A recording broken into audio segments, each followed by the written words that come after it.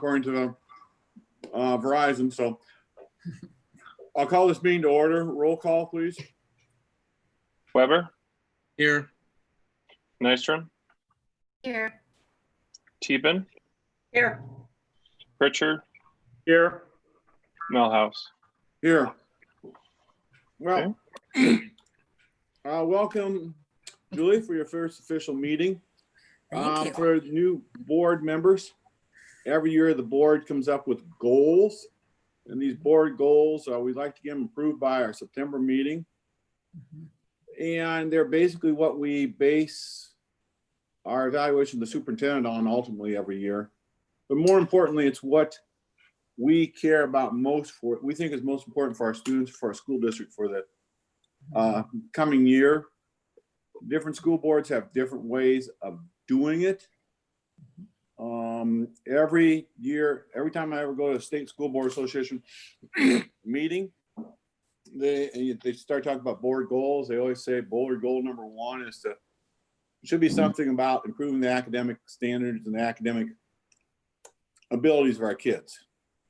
Somewhere in the board goals, you got to throw your finances in and your building maintenance. I've seen some school districts throw those higher than education. Quite frankly, I feel that our number one goal is to educate the kids.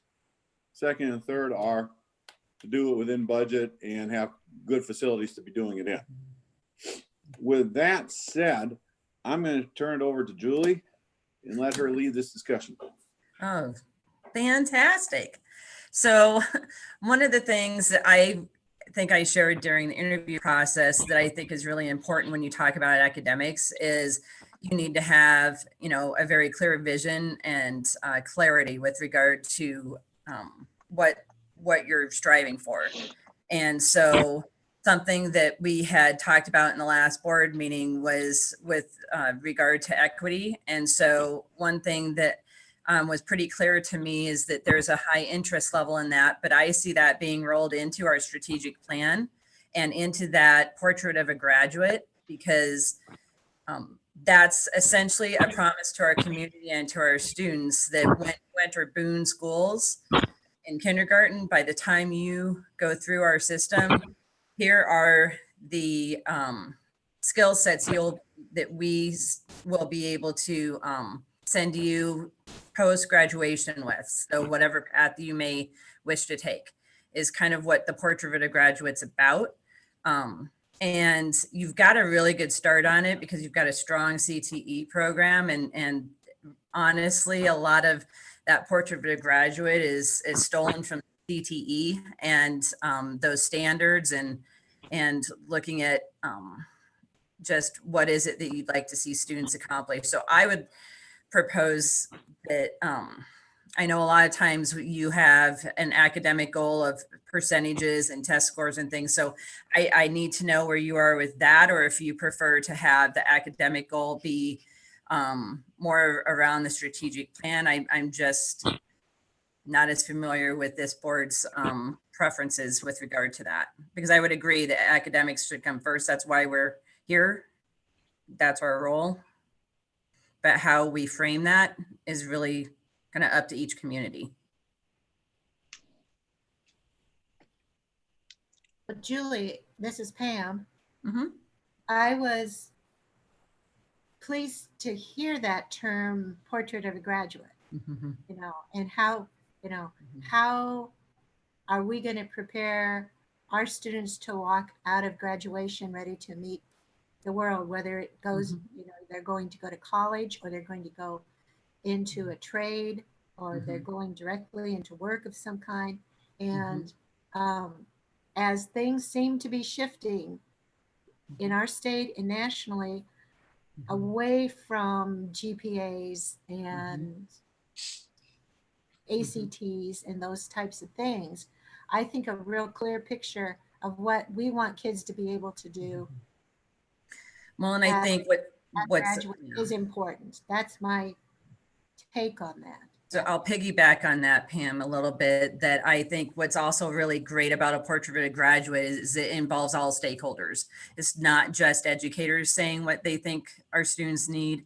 it's parents, it's community members, it's board members, it's a wide range of stakeholders that are involved in that process. And it creates some pretty intense and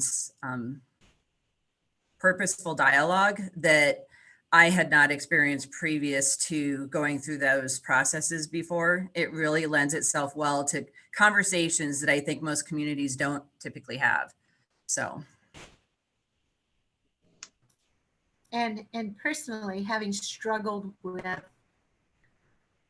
test scores as an indicator of whether your teachers are doing well or your buildings are doing well, it's very unnerving and frustrating when people are working really hard and then you find yourself on the watch list if you're a Title I school, that type of thing. So I think to focus solely on test performance is a disservice to our staff, and it's a disservice to our students.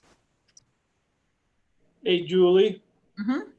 got a question how you frame that portrait of a graduate when you're talking about success, because the kid that puts your air conditioner in is 15 and he's got a 401k and $5,000 in the bank and a career that could take him anywhere in the country to be successful. He would have dropped out of school if he hadn't started working. How do we frame that of a graduate, because he's highly successful versus someone that's valedictorian? And that's what I like about the portrait of a graduate. It allows for that flexibility to define success. So the state of Iowa actually, and now I'm not going to remember the term, Pat might remember, but there are some benchmarks that you can utilize. And are some of those benchmarks test scores? Absolutely, they are. But they're categorized into some of those more academic, into some of the more work-based benchmarks, because there are certain skill sets that you need to have to be successful in the workplace. You need to be able to show up at work on time, be consistent, have a good work ethic, that sort of thing. And there are some qualifiers that you can utilize, and that would be, and I wish I had that paper in front of me right now, and I will have it the next time, because I actually have a document that I think would lend itself to help you define whether you've been successful in that portrait of a graduate or not. And it's multiple layers and multiple benchmarks that you look at. It's not just one thing. There's 21st century work skills that It is. that are out there as well. And all the areas, as you're aware, math, science, career tech ed, all have standards that have been approved by the state. And all career tech ed programs have to follow the standards as well as, you know, the academic subjects. So looking at, again, since we're going to standards-based grading as well, Yes. looking at those standards at the state level and the standards for career tech ed programs and those types of things would lead toward a successful portrait, so that if they are in a career tech ed program, whichever it may be, their standards they need to meet as well. So a general statement that they're meeting the standards in what they're studying Right. would be something they could do, if that makes sense, in the area.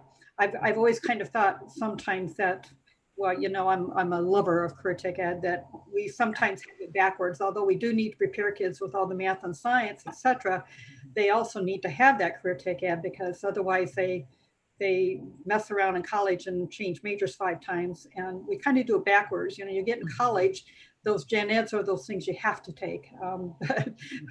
But in your high school, I know it's preparatory and you need to have those, but you need to have some of that career tech ed too.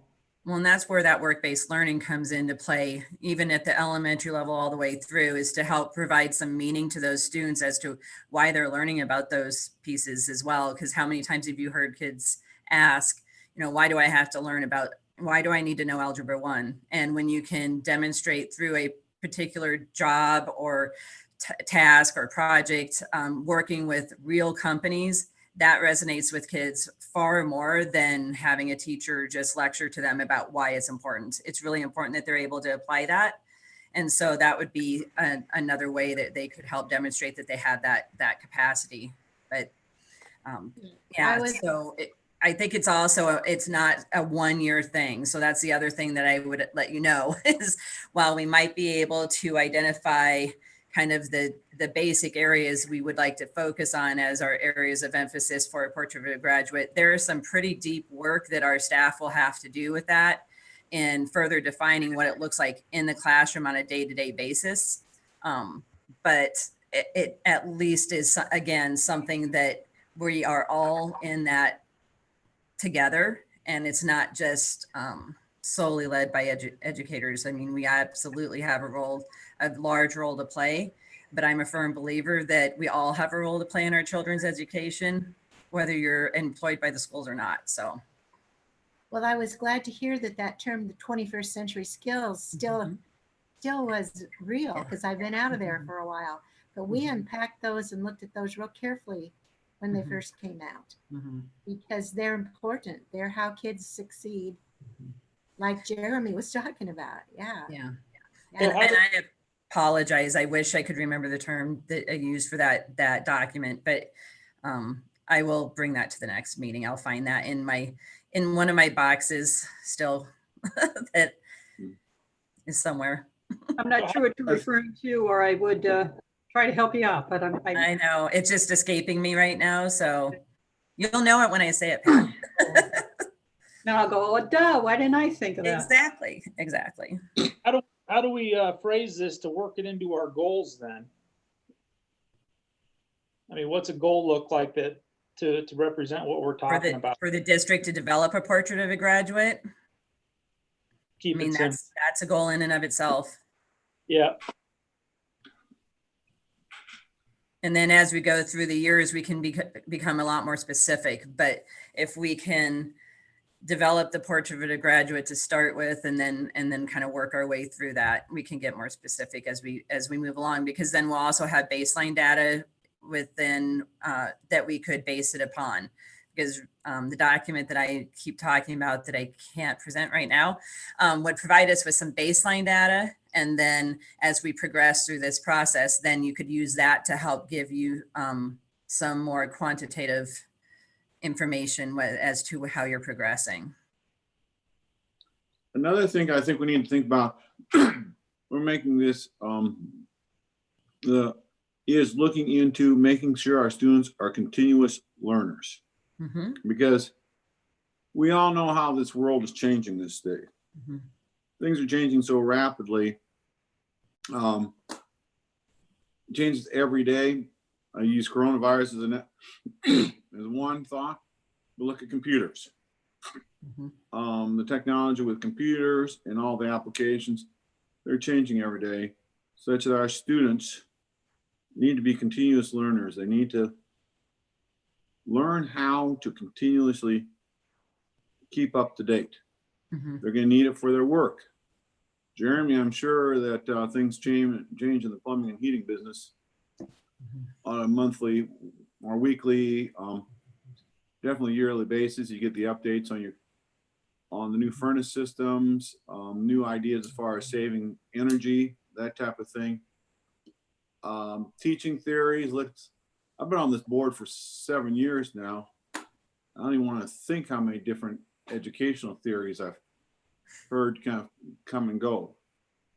In medicine, what I did 10 years ago, half of that was thrown out now because I got new, more exciting data or new goals, new medications. I think every field you look at, be it accounting, Mitch, being school business, you have to follow all these new rules. Julia, look at all the government changes, the education changes. It's there. We need to make sure our students know how to continuously be learning, be it reading, be it listening, be it watching, whatever their way is to learn, or they're going to fall backwards pretty fast. I would agree. Something that I do know that the district had talked about last year, and I think they had, as a staff, we're really going to focus a lot this year also on social emotional learning. That's going to be extremely crucial as we re-enter into school after having this extended absence. So I do want you to know that I know that's work that will be occurring, anyway. And I don't know if you want to work that into any of the goals as well, but that is definitely one of the main focuses for our staff and our students as we come back to school. And it was a focus before we were out of school. So if we felt like it was important then, it's that much more important now. It's going to be 100 times more important now as we bring these kids back after being home, not seeing their friends Mm-hmm. at school for 5 months, Mhm. 5+ months. Mm-hmm. Some had to have a lot of stresses more than others. Some have had food insecurity issues. Some have lost family members or have been sick with this or had family members sick with this illness. It's a scary time. A lot of them just have gotten bored and been hibernating inside them. They've forgotten how to play well with other kids. Mm-hmm. Those are all things that we're going to have to look at. And then you think about the financial consequences. We've got a lot of families where the parents have been unemployed or underemployed, and money's not coming in. I hope we don't have families, but I'm sure we have some that have lost houses, lost their housing, been evicted. Those are all the stresses we have to look at on our kids coming back this fall. So it's going to be a big key. Plus, how do we know what we do August 23rd? It's going to be how we're going to be educating kids October 23rd. We don't know. This thing is still so unpredictable. I don't even know what we're going to do August 23rd, to be honest with you. I think we all have some ideas, what we'd like to see. I'm not sure what reality is. Right. So it's going to be a big curve. So our goals probably going to have to be a little bit broad. Tell me how many, since my first full year, not quite a year yet here on the board, how many goals do we normally have?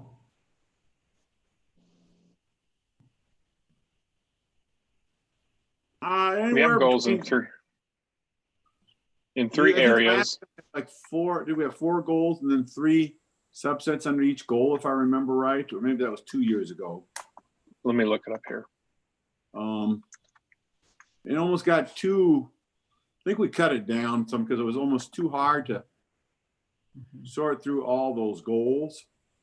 I have it up on my screen. I see you guys had 3 before, 1 for student achievement, 1 for family engagement and promotion, and 1 for facilities budget management. And then under each section, you had 3 more drop downs. That's right. We went from 4 to 3. I'll share it with you guys. 12 to 9.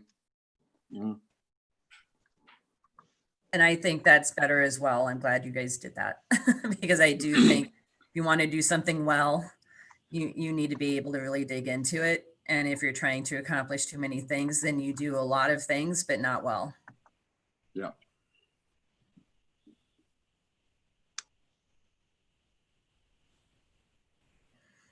So when education area, for example, we could include the portrait of a student, social emotional learning, and whatever else, whatever third one we wanted to put in there, right? Okay.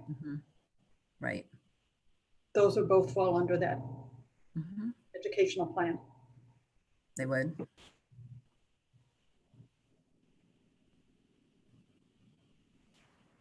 I think we have to, one board goal still has to be the buildings and finance. I would put those 2 together, but I would like to rank that one as the lowest. If we're gonna have 3 major goals, I would suggest that probably be our 3rd one.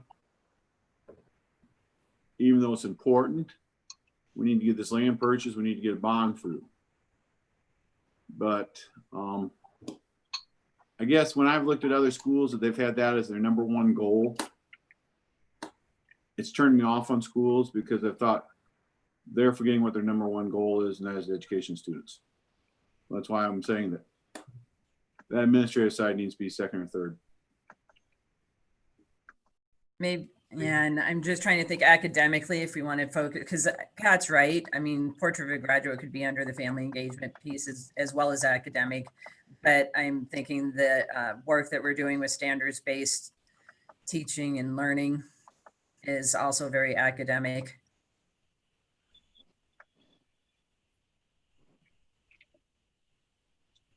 So if we stuck with 3 drop downs from goal number 1 being, facilitating student success, or whatever, goal statement would be, those 3 would really fit in there. I think, and standards-based learning, the emotional, social growth, and, portrait of a graduate. Then does family and community engagement need to continue to be its own goal?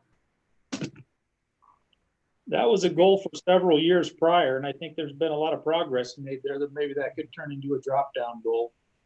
Okay. Yeah, I think that was the one was put in about 3 or 4 years ago when we were dealing with our declining enrollment. And it was while the initial goal there was former board members. You want to make sure we were out communicating and doing what we could to bring back our open enrolled out. And it took us a couple years, but we gradually got to that goal. And such that the last couple years we've been net positive a few students every year. In fact, I think 21 year, 15 in 1 year. So it still needs to be a thought, because while we're doing better, we're still borderline. And the fewer students we have, the less money we have to pay the teachers to do the great things the teachers do.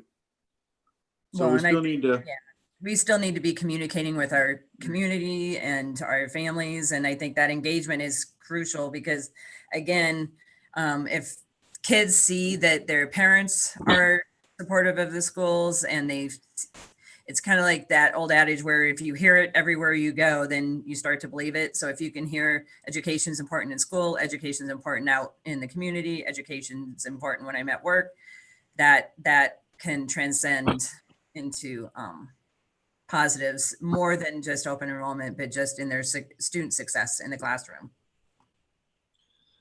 Yeah, personally, as a parent over the past 7 years, and now moving into board, I can see a drastic change that has led up to the past couple of years in those areas. And so for me, it's just keeping up with what we're currently doing. Mr. Bym and I have had conversations of like, you'll never stop the negative people on social media and all that kind of stuff. And, from a marketing major that he is, he says that like, you need 7 positive things on social media to offset 1 negative thing. And those are the things that we've been trying to do already. Just posting things and those Torador times going out and getting shared. And then just like the interaction of superintendents and principals being at community events, being at stuff. And Julie, you said that already in your interviews, things that you want to do to be in this community. And so I think you already know what you need to do and be a part of what's going on. And so I think just making sure that those things, I don't know if it needs to be a full goal, but I like the idea of it being somewhere embedded in there. I just don't want anyone thinking we think it's less important. That's my only concern. Yep. I want people to know that we still value that family engagement just as much as we did before. I don't want them thinking that we think it's less important. That's all. Maybe we reword that one to be more general of communication overall, and include all the different ways we would communicate, and including family engagement as one of the sub pieces underneath the communication goal. Improve, increase, continue with communication for the public, and whatever verb you want to use with it, or descriptive word. Yeah. I think that's a good idea, Pat. And then underneath that, we could have the 3 sub goals. You could still address open enrollment, but communication, accessibility is a real important thing. And then, open enrollment. I'd be okay with that. If we keep it in there, but communication is a good overall idea. You can't communicate enough. So I think that's good to keep in there. So speaking of communications, I was just going on my cell phone here to look at those board goals. And I just hit boonk.k12.ia.us, Google Boone School Board. And the first thing that comes out is school board members. Dr. Jeff Anderson, Brad O'Neill, Kirk Leeds, Jan Westrom, and Brian Milhouse. So how about one of those goals? Our website and our Yes. social Been media updated. Mhm. Sorry about needs that. That's our updating. old one. I don't know It's how I there. came upon this page, but obviously we got something because that's 3 board presidents back. If you go there now, Pat and Joey and I are there. Yeah, I don't know where Our I got new to web- this one. For some reason, our old website must be coming up. The new one is booncsd.org. Yeah, I've just looked at it where I get the meeting minutes, etc., or the agendas. There's a link there for board goals too, and that's where I Yeah, got that's it. where that's what I was trying to get to. Yeah, I've And got it. obviously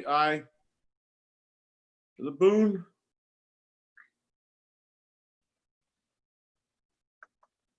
Okay, that was when I went to bcsd.org. That's where I got those old ones at. So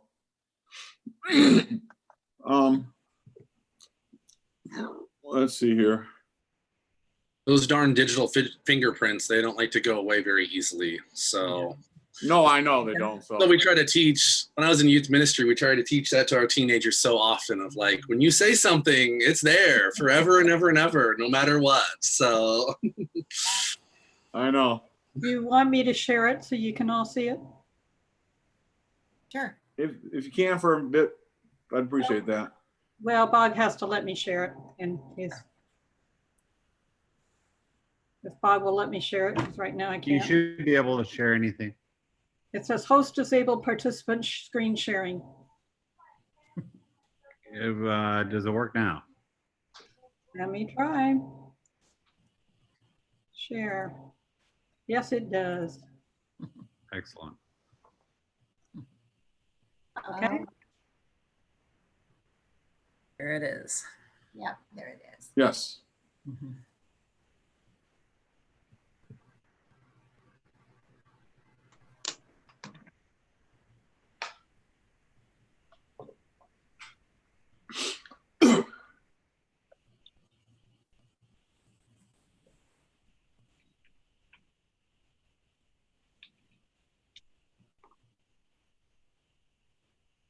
And if you scroll down, it's got objectives under each one.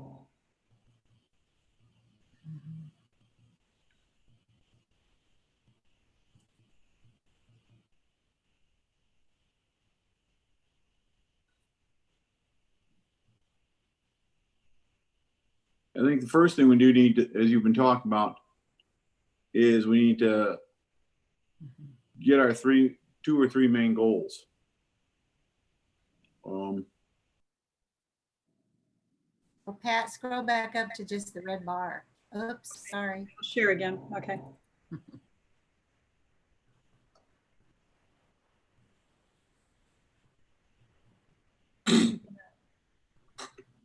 Can you see it all? Yeah. Yeah. So if goal number 1 would be to facilitate student success, would that cover what we've been talking about? I can come up with some verbiage before the next time to propose if you'd like, Yeah. because I'd like to play with that a little bit Play with before. that. Yeah. I'm not as concerned with test scores as I am with proficiency, standard proficiency. I would agree. Yeah, proficiency, skill.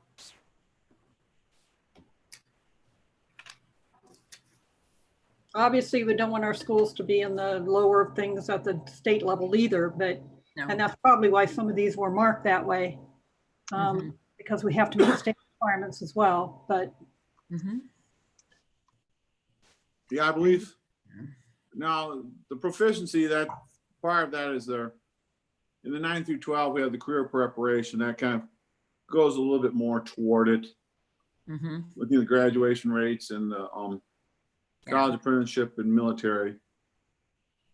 I mean, realistically, you could still keep those goals. I mean, we could just update them with a new data and keep those. And the vehicle that we use to do that will be our work with standards-based teaching and learning, and our portrait of a graduate, and our social emotional learning. That'll be the vehicle. Those would be the vehicles we'd use. I'd like to get rid of the word apprenticeship though for now and just say work-based learning, Yeah. because it encompasses more than just an apprenticeship, because there's all sorts of different ways to do that work-based learning. Mm-hmm. If that's I like possible. that idea. Yeah. Well, except that they're referring to apprenticeships after college, but I don't know. Maybe, yeah, maybe somehow we need to say that. I'll let a dog out, be right back. Participate in a work-based learning opportunity or something. Increase the percentage of Prepare students them ready for college. work-based learning opportunities. Right. In college, percentage of students in college, then, and the rest of it maybe. Right. Just add the work-based learning piece. Yeah. Mhm. Yeah, I think Julie, if you wanna retool some of these. I would like to, yeah. Do some wordsmithing, yeah. Mhm. We And have to then have. goal number 2 would be communications, and goal number 3 would still be facilities and budget management. Yeah. Yeah. Mhm. Yeah. Yep. I personally don't love the standards-based learning. I understand that, yeah, that's a lot of how we get our funding for the schools. But I also know the heart behind the standards-based learning and the Iowa Test of Basic Skills, or whatever it is now that we're doing. I'm sorry if I'm 10 generations behind on that one, but yeah, a lot of it is based in not promoting the equity that we talked about the last meeting. So I don't know what else it is. I don't know, because I know we have to keep an eye on it in order for our funding and all of that. But I also want us as a district to be able to say, yes, this autistic, dyslexic child who can't take a standardized test. I think you're mixing up standard-based learning and testing, because they're not the same thing. Okay. Yeah, they're totally different. I agree totally that we should not be focused on the testing and where the kids are testing wise, or how many kids are. But you're going to have special standards for that autistic kid. And you would hope that autistic kid would meet those standards that you have outlined and set aside for him in his plan. You see what I'm saying? So there's a difference between meeting a goal of a testing goal and meeting their standards that have been identified for that particular child. Perfect. Yeah. And that's where you guys come in, all of this, the education background versus the Yeah. Well, I just wanted to put that aside right away. So you know, when we're talking about standards-based grading, it's not test scores. Right. Well, And that'll be part of our education that we'll have to communicate to everyone, is what is standards-based grading, what is standard-based teaching and learning, what does that really mean? That's part of that communication piece that we'll need to continue to do. and We're when you trying to look- get that out a little bit, but I don't think it's in the community real well. The standards-based grading, I still get the questions on. Let's start standards-based learning started. Okay, 6.5 years ago when I first got on the school board. Mm-hmm. My first meeting after, right, I got phone calls before I was even serving had a board meeting, because there was concerns because we had a science teacher was doing standards-based learning, and I had all these irate parents because they thought it was just atrocious. And these were parents who all had graduate degrees. Mm-hmm. And we had to do a lot of education. And Ben again, Johnson and I had to do a lot of it. And I think parents just don't understand it yet. there's still a lot of misunderstanding between standards-based grading and state standards. Yes. Yes.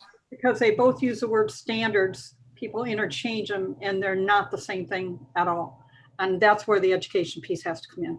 And if parents are afraid that they're not going to, you know, find out if their kids are moving along with test scores, we'll still do those things to, you know, benchmark growth. You know, you don't want the kid doing the same thing in May that they were doing in September. Right. And so some of this will stay the same, but to say that you're going to get a certain percent improvement, and then we have something like this happens and nobody takes the test, so that, you know, the governor says you don't have to take the test this year, then it really makes the, you know, everybody say, oh, well, that test wasn't very important. You know, we used to talk as teachers about how, you know, get in there, do your best and show off, you know, brag about how well you do, you know, get in there and dig. And that's only one little piece of a kid's life. It's just a moment in time. And if they happen to have a bad day that day. Yeah. So we need other predictors of success. The best way that I found to describe that to people in the community, because it's a common question that I get, is I tell them the rest of your life is going to be based on standards. If I give one a test on how to install a furnace and then I ask them to install it, my standard is whether they can install it. I want them to meet that standard. You know, it's a school. We want them to meet the standards that we present them. If it takes them a little longer or they got to take a roundabout way, as long as they meet them, that's okay. I think if you equate it to real life, and it's the same in medicine, it's the same in everything, as long as you meet the standard, that's the most important thing. How you get there maybe isn't as important as people thought it used to. Yeah, Exactly. Yep. So that goes to that communication piece. I think that's still going to be an uphill battle, especially for a largely blue collar community like Boone. It's a foreign concept, but I think the simplest that we can make it, the more people can grasp hold of it. And then once they understand it, people seem to really appreciate it and think that, wow, that really is what's best for kids, making sure they meet basic standards that we set out for them that are going to help them be successful in life, not relying on a percentage, because that's really relevant once you graduate. I think when we develop or when we get the standards-based grading implemented with Fidelity, I think parents will appreciate how much more they understand what their students are able to do, because it more clearly outlines what their student is able to do than and even though they'll receive a grade, the standards help tell them exactly what it is that they know and that they can do. So perhaps that should be a separate category under goal 2. Okay. You know, again, to communications and having standard-based grading as you know, separate third one in there or something. I like that.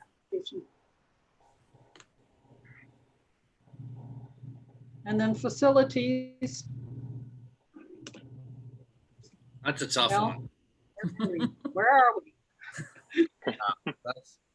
I'm looking at these goals, and I mean, Doc said at the beginning of like, these are the goals that we kind of use to judge Julie in the end. I'm looking at these goals and I say, we just don't know what the future holds for us. And even like our general fund balance, minimum of 10% of the year's revenue, like, gosh, it's so unforeseen with building and money and all of that. And so I see the importance in this. I've said that from the beginning. We absolutely need a new elementary school, but is 2020, 2021 in the midst of pandemic the best time to be doing it? I just don't know. And so to hold Julie as a superintendent liable, or not even liable, but just hold some of her expectations to making sure that a school gets built is harder for me to vote onto. Now, I think it still needs to be talked about often, but what that looks like, I just don't know.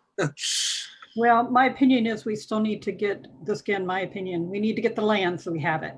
Yeah. But then we hold off until we know what's happening. People are more comfortable and, you know, whatever else.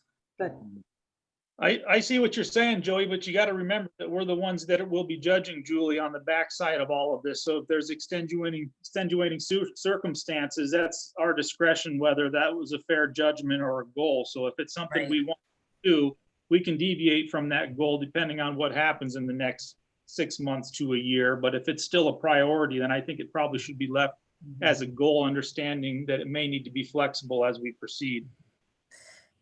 I would Yeah, say I that, would- Yeah, I was just going to say that I think the thing to also keep in mind is these goals are also out in our community, and I don't want our community to think that we have deviated from our focus of wanting to attain that land and ultimately build a new elementary school. I want them to know that we still see that as important.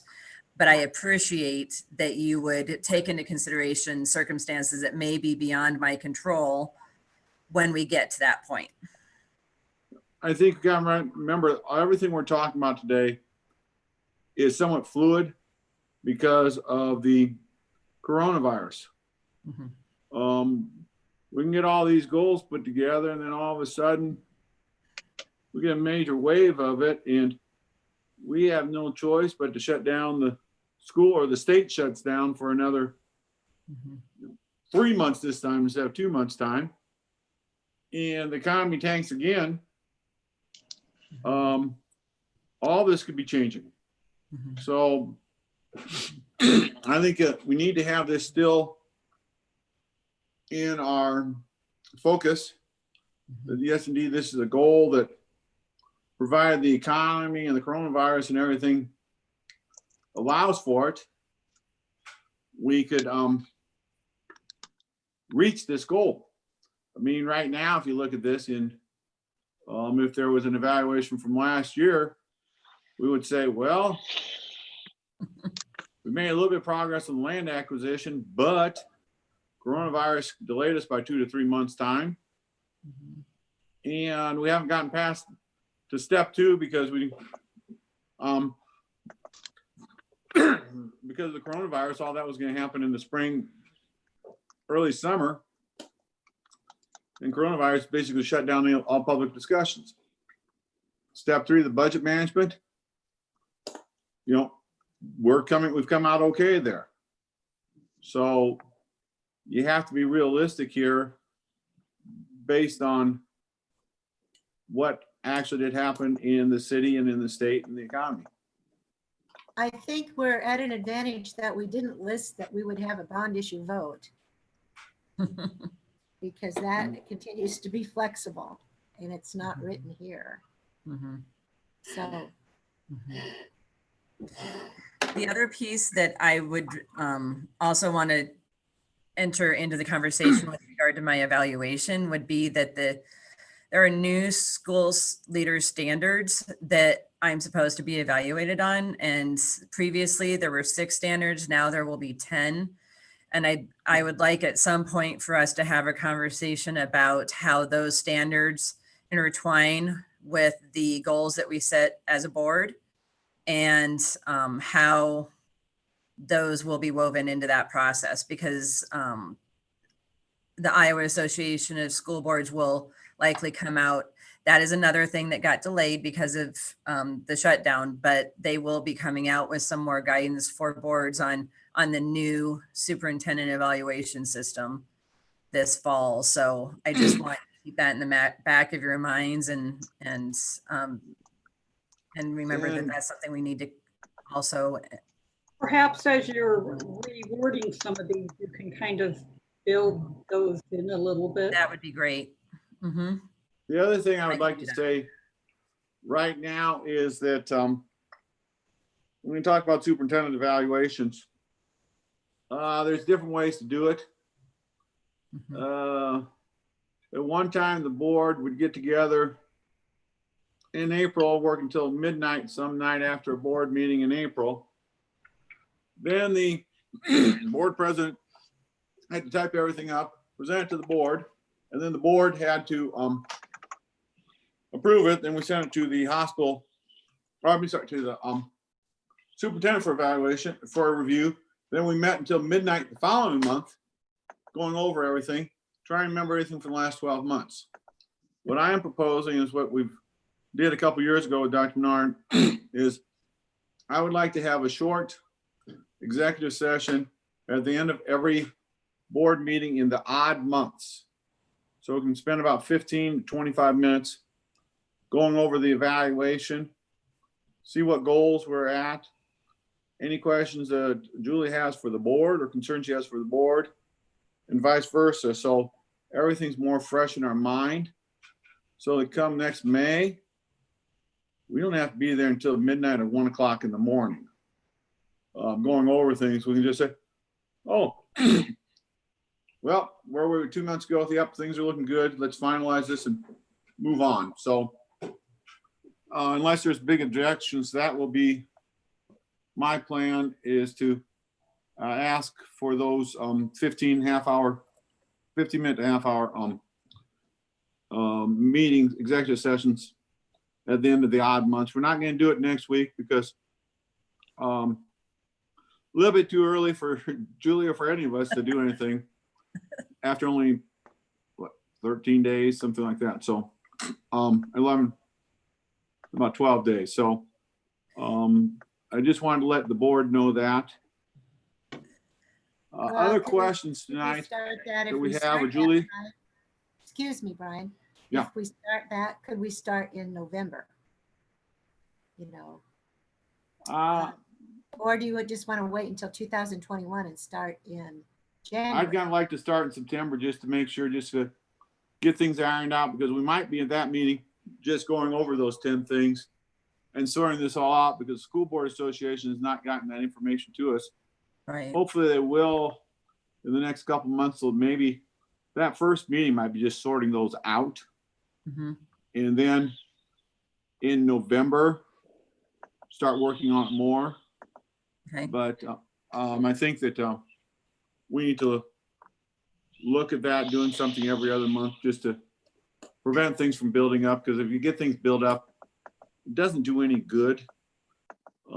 Plus, most people can't remember the details of something 8 months ago, and that might be some critical details. Whereas if it was only 4 or 5, 6 weeks ago, you're more likely to remember the details. So, Can I share an idea of kind of a summative evaluation timeline that I used with my previous boards that I think benefits both the board and myself? Can I share just an idea? One thing that I had asked my previous boards to do was to make the summative evaluation be more in line with January, February, and then maybe a midterm kind of evaluation, June or July, but so that if either party were not feeling good about the situation, you're not putting yourself in a position where in May you're telling the superintendent that you are not satisfied with their performance and they will not be renewed in May. Right. Instead, it would be in January or February. Now, I'm hopeful that that's not going to be necessary, but I think it's also another nice way if the summative is in that mid-year. It also allows for change to occur during that school year too, and not just, that's just a thought that I'd like to put out there. and that too, if we do every couple months, Mm-hmm. we'll pretty much know Mm-hmm. in January Mm-hmm. where things are going to be standing toward May. We'll have some good ideas. I by would then. like to think so, but I just, sometimes the Same thing. summative evaluation and writing can sometimes sound different than a conversation. That's all Yeah. that I will share.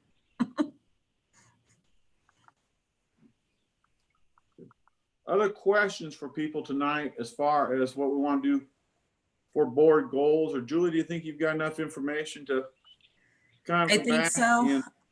I think I like Pat's idea of maybe I can look at those standards that I'm aware of. I was part of a committee that was helping to kind of craft those. So I can look at those standards and see if I can't fit some of that language into the board goals so that it kind of fits both. And then I will try to find that document in addition to the other to share next time as well. Okay.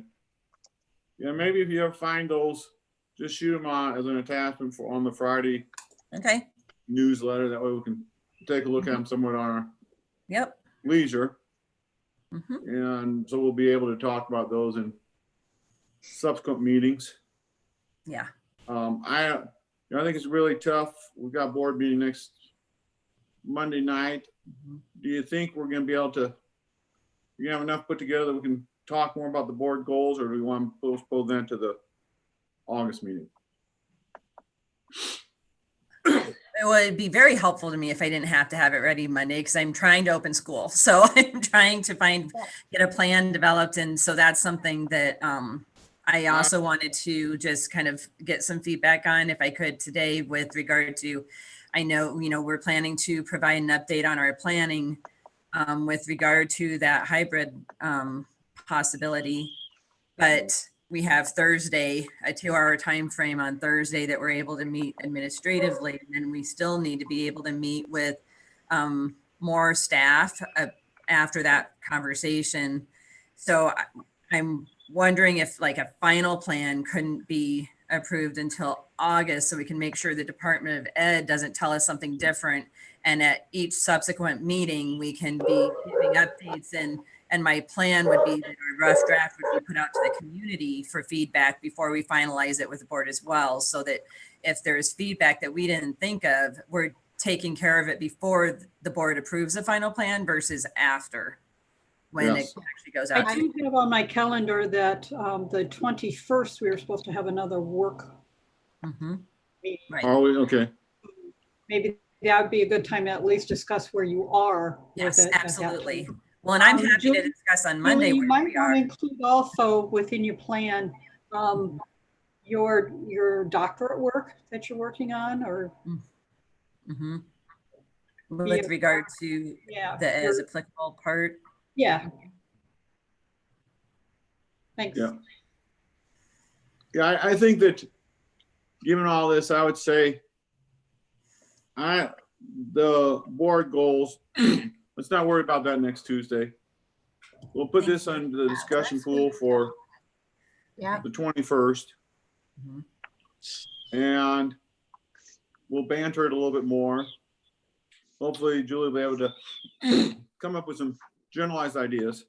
And then, like I said, sometimes we've approved these at the end of our regular meeting in August.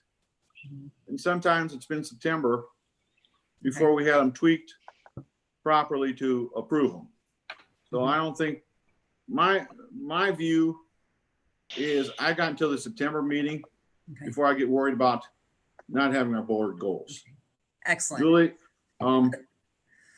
unless you have a concern and really want to have these approved, set in stone by the August meeting, I think let's give these some time to evolve, because they might change some depending upon our return to learn program.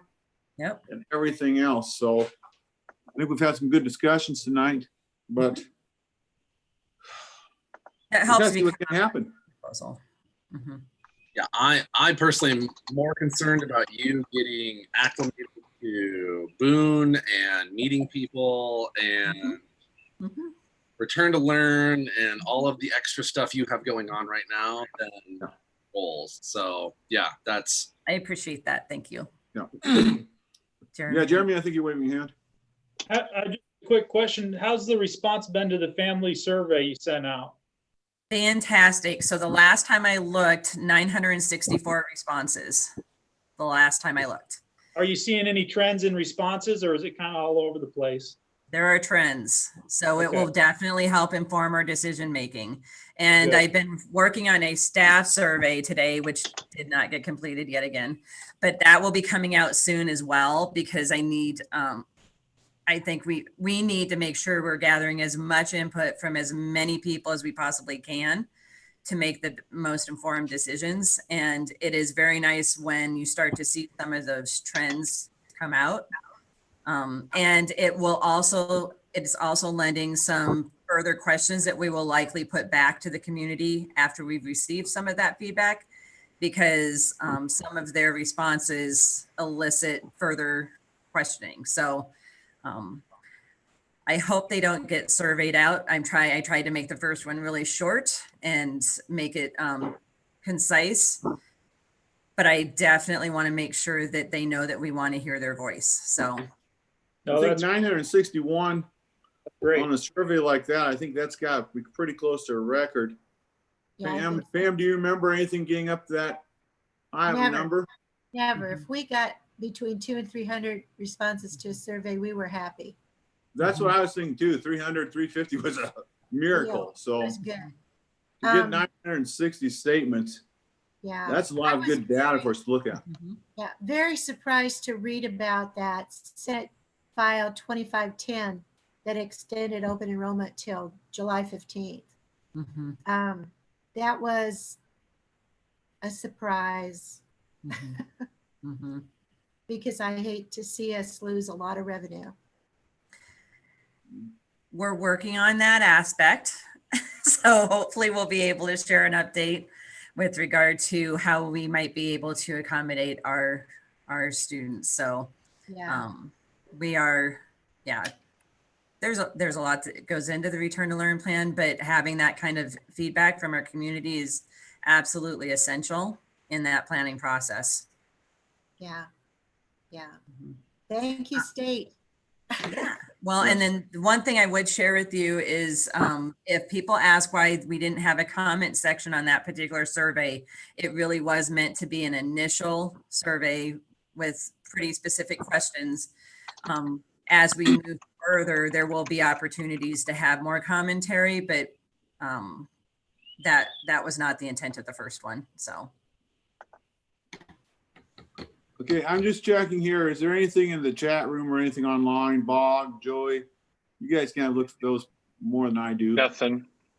Okay, Mitch. Okay. Well, it's about an hour here. And I think we made some good progress tonight.